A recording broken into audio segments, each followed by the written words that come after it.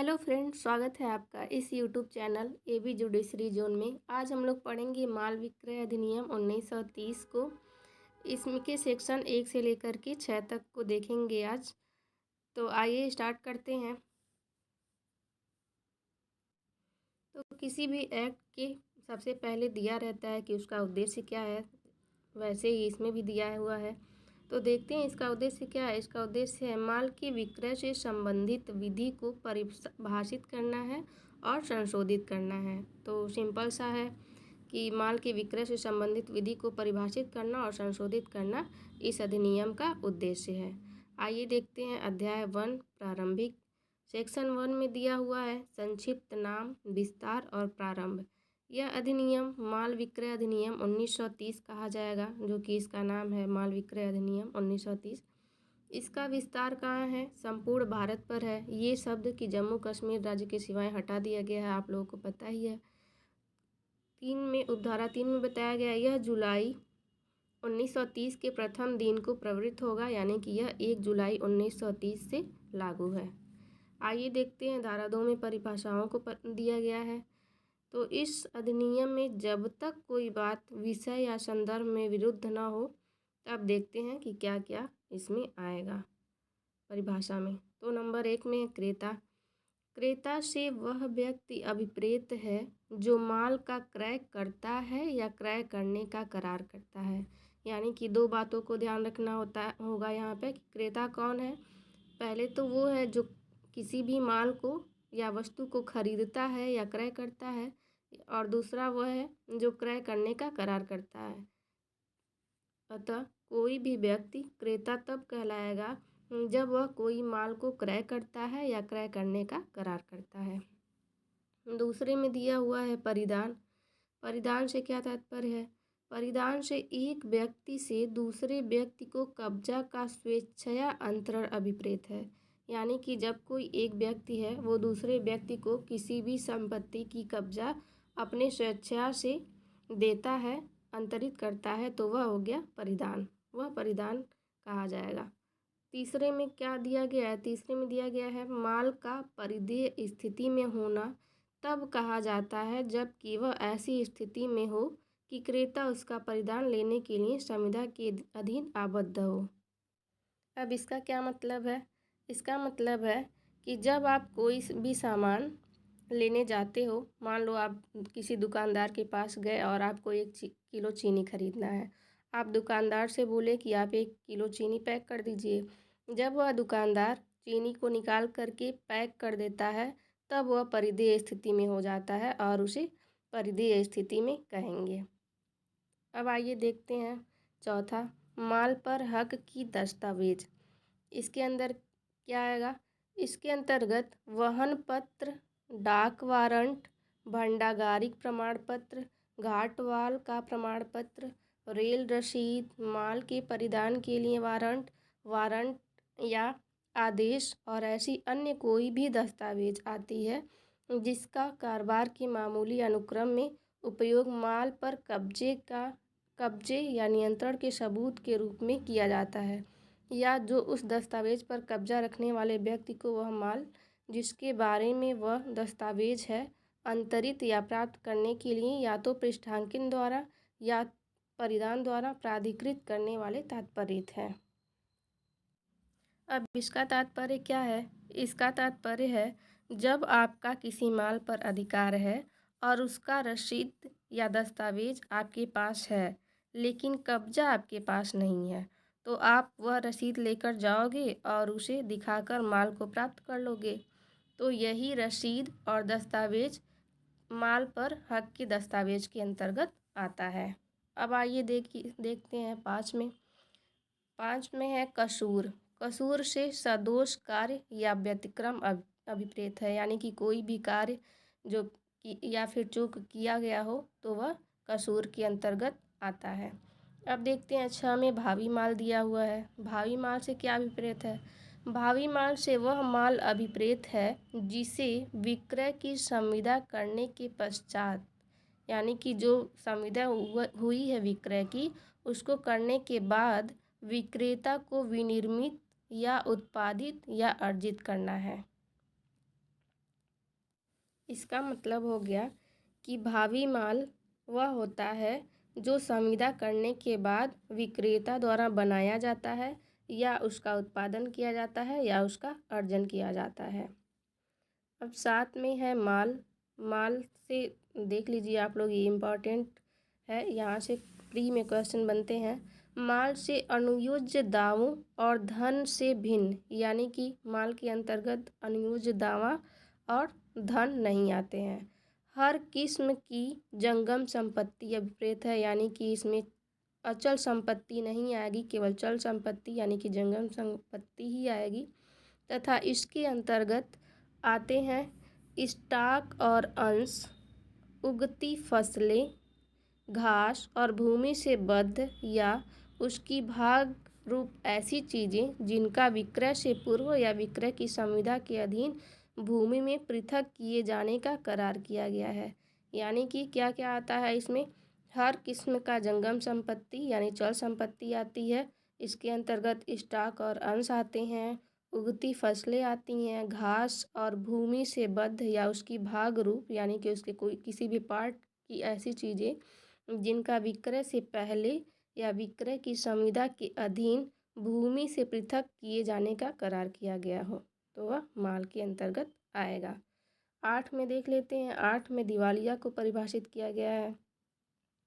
वह व्यक्ति दिवालिया कहलाता है जिसने कारोबार के मामूली अनुक्रम में अपने ऋणों का संदाय बंद कर दिया हो, यानी कि जो उसको ऋण का देना था वो उसका देना बंद कर दिया हो, न दे रहा हो, या जो अपने ऋणों का जैसे जैसे वे शोध होते जाएं, यानी कि जैसे जैसे उसको देना हो, मान लीजिए उसको किस्त में देना हो, तो जैसे जैसे उसको उसकी किस्त आती जाए वह संदाय न कर सकता हो, यानी कि वह संदाय नहीं करता है, चाहे उसने दिवालियापन का कोई कार्य किया हो या नहीं।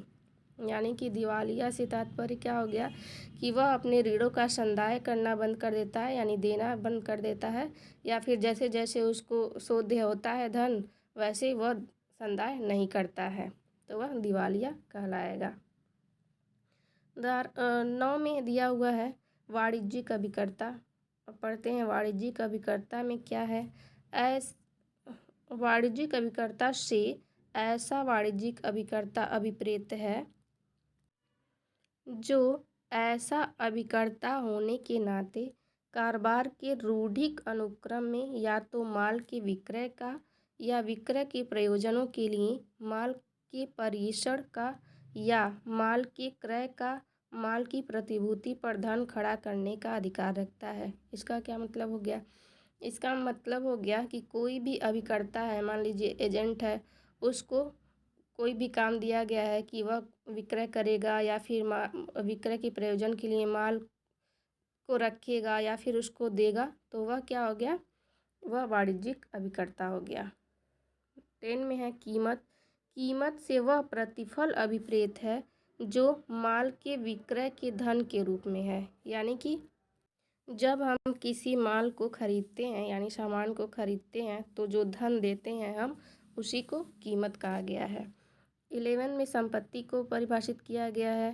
संपत्ति से माल की साधारण संपत्ति, न कि केवल कोई विशेष संपत्ति अभिप्रेत है, यानी कि इसमें संपत्ति के अंतर्गत साधारण संपत्ति भी आती है और विशेष संपत्ति भी आती है, केवल कोई विशेष संपत्ति नहीं आती है।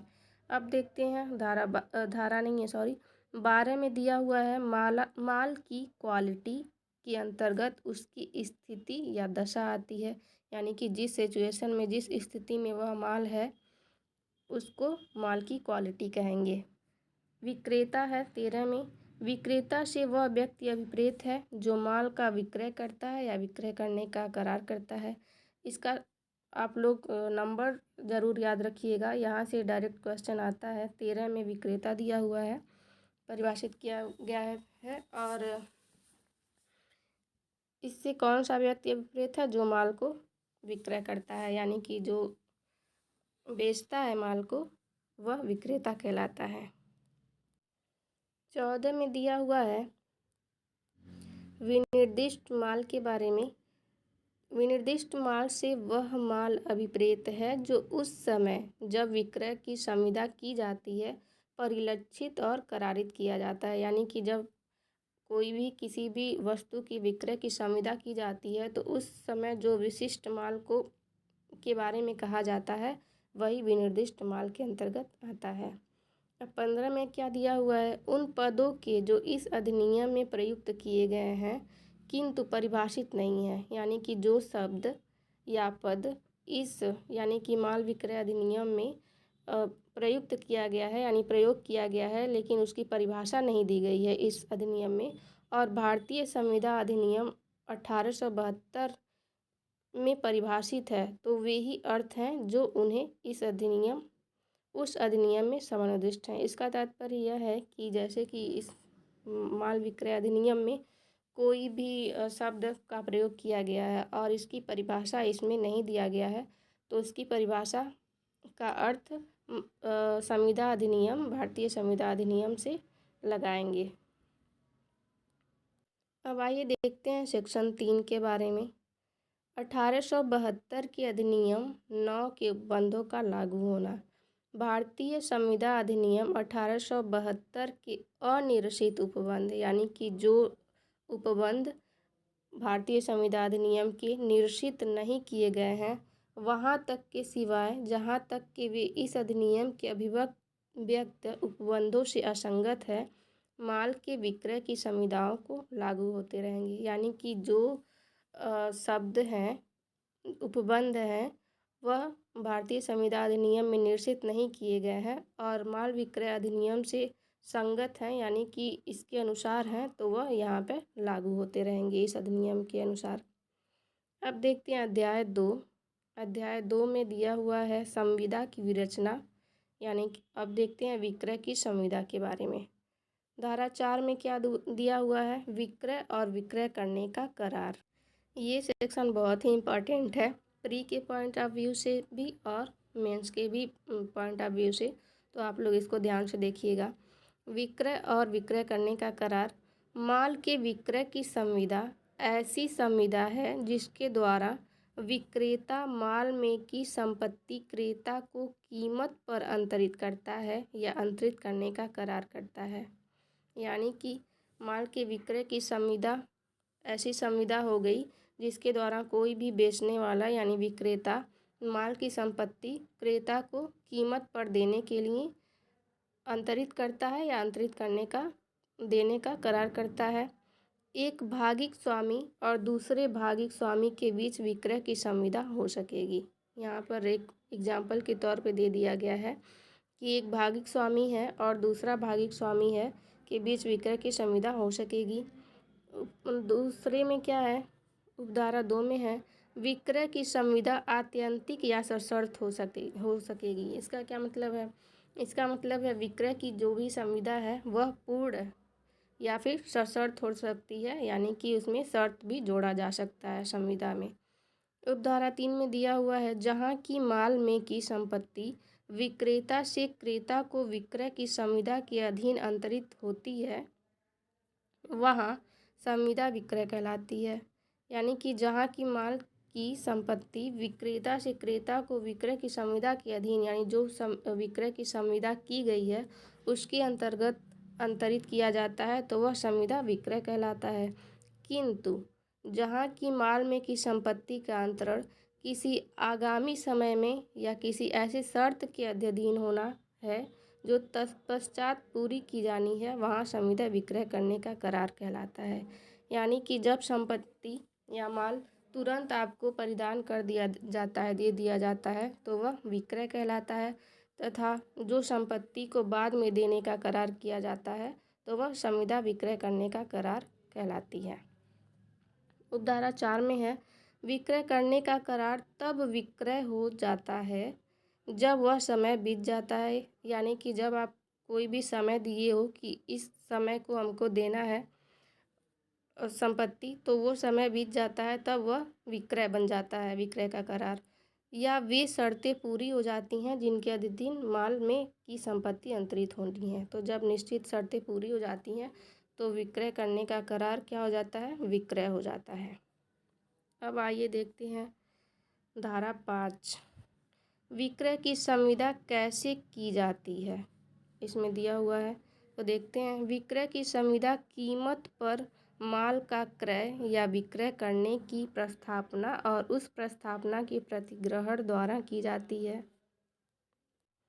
तो विक्रय की संविदा किसी भी कीमत पर माल का क्रय विक्रय करने के लिए एक पक्ष जब प्रस्थापना करता है और दूसरा व्यक्ति उसका प्रतिग्रहण कर लेता है, यानी कि एक व्यक्ति सामान बेचने के लिए बोलता है और दूसरा व्यक्ति यानी कि क्रेता उसको लेने की संविदा कर लेता है, तो वह क्या हो गया, ऐसे इस प्रकार से संविदा की जाती है। संविदा माल के तुरंत परिधान के या कीमत के तुरंत संदाय के या उन दोनों के अथवा किस्तों में परिधान या संदाय के लिए अथवा बाद के लिए परिधान या संदाय या दोनों मुलतवी रहेंगे उपबंध कर सकेगी। इसका मतलब है कि संविदा में चाहे माल तुरंत दे दिया जाता है या फिर किस्तों में दिया जा सकेगा। उपधारा 2 में है, किसी तत्संबंध प्रवृत्त विधि के उपबंधों के अधीन यह है कि विक्रय की संविदा लिखित या वाचिक या भागतः लिखित या भागतः वाचिक और तौर पर की जा सकेगी अथवा पक्षकारों के आचरण से विवक्षित हो सकेगी।